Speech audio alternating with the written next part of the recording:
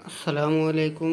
आज हम पढ़ने वाले हैं जमात चाहरुम मराठी मज़मून में पाठ क्रमांक 18 यानी सबक नंबर 18 माझा अनुभव एका पहा वासा। तो चलिए शुरू करते हैं।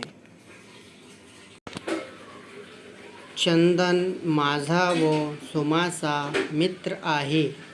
तो आजारी पडला म्हणून आम्ही त्याला भेटायला निघालो। आम्ही त्याच्या घरी पोहोचलो।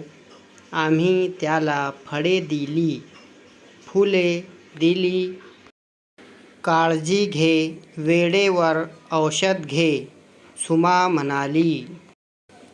तू लवकर बरा हो, मग आपण खेळू, मजा करू, मी म्हणाले। चंदन म्हणाला, रेहाना, सुमा, तुम्हाला भेटून मला आनंद झाला। आता मला बरा वाटतंय। चंदनने आमचे आभार मानले। निघताना चंदनचा चेहरा हसरा दिसत होता। हे पाहून आम्हालाही आनंद झाला।